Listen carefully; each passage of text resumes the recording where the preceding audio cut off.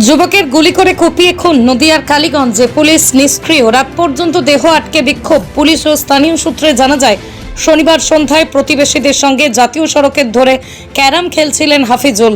অভিযোগ, সেই সময় কয়েকজন দুষ্কৃতী এসে এলোপাতাড়ি গুলি চালাতে থাকে। গুলি করে তারপর মৃত্যু নিশ্চিত করতে এক যুবককে কুপিয়ে খুন করার অভিযোগ উঠল।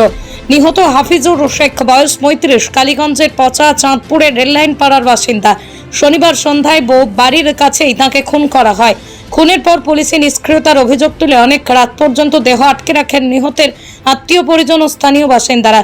তবে পুলিশ সেই অভিযোগ অস্বীকার করেছে। অনেক রাত পর্যন্ত পুলিশের কাছে কোনো লিখিত অভিযোগ দায়ের হয়নি। পুলিশ ও স্থানীয় সূত্রে জানা যায়, শনিবার সন্ধ্যায় প্রতিবেশীদের সঙ্গে জাতীয় সড়কের ধারে ক্যারাম খেলছিলেন হাফিজুল। অভিযোগ, সেই সময় কয়েকজন দুষ্কৃতী এসে এলোপাতাড়ি গুলি চালাতে থাকে। অভিযোগ, হাফিজুল ছুটে পালাতে গেলে তাকে লক্ষ্য করে গুলি চালায় মৃত্যু নিশ্চিত করতে কোপানো হয় বলে অভিযোগ। নিহতের এক দাদা সুখু শেখ সিপিএম এর টিকিটে দেবগ্রাম পঞ্চায়েত আসন জিতলেও বর্তমানে তৃণমূলের সমর্থক বলেই নিজের পরিচয় দেন। তার অভিযোগ, পরিকল্পিতভাবে আমার ভাইকে খুন করা হয়েছে। পুলিশ সব জানতো, কিছুই করেনি। যদিও পুলিশ আগাম খবর থাকা বা নিষ্ক্রিয়তার অভিযোগ করেছেন। ভোট গণনার 3 দিন আগে খুনে ক্রমশ রাজনৈতিক দাবি পাল্টা দাবির তরজাও শুরু হয়ে গিয়েছে। তার জেরে তৃণমূলের লোকেরাই তাকে খুন করেছে। কৃষ্ণনগর লোকসভা কেন্দ্রের অন্তর্গত সংখ্যালঘু প্রধান এই এলাকায় গত পঞ্চায়েত নির্বাচনের সময় থেকে সিপিএম এর নতুন করে উত্থান হয়েছে বলে দাবি। আবারও হাফিজুলের এক ভাই জয়নুদ্দিন মোল্লার দাবি, পঞ্চায়েত নির্বাচনে তারা সিপিএম করছিলেন ঠিকই, তবে লোকসভা নির্বাচনের আগে বিজেপিতে যোগ দেন। সেই কারণেই তৃণমূলের দুষ্কৃতীরা হাফিজুরকে খুন করেছে। তবে পুলিশের দাবি, এই ঘটনায় রাজনীতির কোনো যোগ নেই, ব্যক্তিগত শত্রুতার জেরেই হামলা হয়েছে, এমনটাই প্রাথমিক তদন্তে তাদের ধারণা। আততায়ীদের ধরার চেষ্টা হচ্ছে। কালীগঞ্জের তৃণমূল বিধায়ক নাসির উদ্দিন আহমেদও দাবি করেন, এটা রাজনৈতিক কোনো ঘটনা নয়, পুলিশ তদন্ত করছে। দোষীরা গ্রেপ্তার হলেই খুনের আসল কারণ বোঝা যাবে। Only 50 meters from Palpara railway station and 1.5 kilometer from National Highway, Palishuri Supermarket Complex, the largest market complex in Noida district. 1, 2, 3, 4 BHK flats starting from 11.99 lakhs. Instant bank loan. Book now. কি হয়েছে ঘটনাটা? ঘটনাটা বলতে আমার ভাই এখানে carrom board খেলছিল। Carrom board খেলার সময় এই গ্রামেরই এক তৃণমূলের এক বড় গোষ্ঠী, মানে তারা হচ্ছে ক্রিমিনাল, তারা অ্যান্টি সোশ্যাল, তারা এসে আমার ভাইকে এখানে পরপর দুটো গুলি করে। গুলি করার পরে আমার ভাইয়ের মাথাটা কেটে নিয়ে চলে যায় একদম দিবালোকে।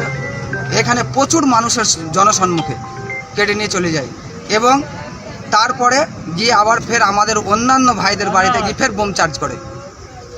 ফের আমার ভাইদের বাড়িতে গিয়ে এখান থেকে আমার ভাইটাকে মেরে গিয়ে আবার ফের অন্য জায়গায় বোম চার্জ করে। আমার ভাইয়ের মাথা দেয়নি। কেন মারলো? কেন মারলো?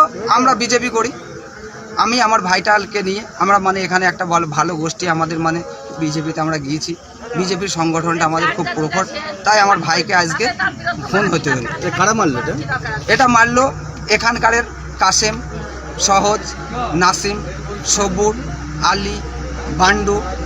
তারা কোন দল করে? এটা তৃণমূল।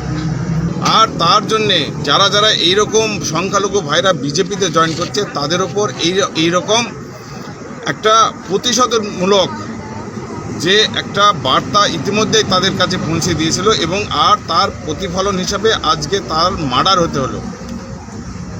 আজকে এই যে মার্ডার হতে হলো এটা একদম রাজনৈতিক চক্রান্ত বলে আমি মনে করছি। তার কারণ হচ্ছে এর আগেও তারা এই এলাকায় বসবাস করছে, কিন্তু বিজেপি করার অপরাধে তাদের আজকে খুন হতে হলো। পশ্চিমবঙ্গে সর্বত্রই যে একটা বাতাবরণ চলছে, এখানে আইনের কোনো শাসন নেই, আইন বলে কিছু নেই। আর যারা আজকে শাসন রক্ষককে আজকে ভক্ষকের ভূমিকায় আজকে পালন করছে।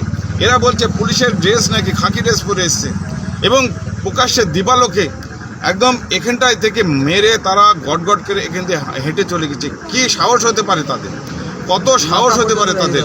এবং শুধু তাই নয়, এই যে আমাদের হাফিজুলকে খুন করার পরে তাকে মাথাটা কেটে নিয়ে চলে গেছে, নৃশংস খুন যাকে বলা হচ্ছে। তাই আমার মনে হয় পশ্চিমবঙ্গে আজকে যে অরাজকতা সৃষ্টি হয়েছে, আইন বলে কিছু নেই, আমরা এর প্রতিবাদ চাই। নদিয়া জেলার সবথেকে বড় বিল্ডার্স চাকদার মা মনসা বিল্ডার্স, রড ও সিমেন্টের পাইকারি ও খুচরো বিক্রেতা। মা মনসা বিল্ডার্স, পদ্মবিলা, চাকদা, নদিয়া। রদ কেনাকাটায় থাকছে ডিসকাউন্ট অফার। মা মনসা বিল্ডার্স। নদিয়ার সবথেকে বড় English medium school JRS public school প্রায় 35 বিঘা জমির ওপর গড়ে উঠেছে বিশাল ক্যাম্পাস। নার্সারি থেকে শুরু করে উচ্চ মাধ্যমিক, ITI college, law college, BEd college ভর্তি চলছে। JRS public. আপনি কোথায় ইনভেস্ট করবেন, কেন করবেন বুঝতে পারছেন না তো? সঠিক গাইডলাইন পেতে আজই আসুন নদিয়ার চাকদাতে নিবেদিতা প্রাইভেট লিমিটেডে। Nivedita private limited, marketing and distribution service. Balcony বা সিঁড়ির রেলিং, মডিউলার কিচেন বা ড্রয়িং রুম, এক কথায় আপনার স্বপ্নের বাড়িকে করে তুলুন আরো সুন্দর। Chakdah ply centre, gorgeous look বা কোয়ালিটি সবে 3 number 1 Chakdah ply centre. Chakdah ply centre, KBM, Chakdah, Nadia. হোমওয়ার্কটা করেছো? হ্যাঁ স্যার। এ বাবা, ভুল করেছো কেন? চোখে কেমন ঝাপসা দেখছি, লিখতে আর পড়তে খুব সমস্যা হচ্ছে। চাকদার মডার্ন অপটিক্স থেকে ভালো চোখের ডাক্তার দেখিয়ে নাও। প্রতিদিন প্রকৃত চোখের ডাক্তার ও দৃষ্টি বিশেষজ্ঞ মডার্ন অপটিক্স, চাকদহে। স্যামসাং, জিও, রিয়েলমি, নদিয়ার একমাত্র অথরাইজড ডিস্ট্রিবিউটর ঘোষ কমিউনিকেশন, থানার মোড়, চাকদা, নদিয়া।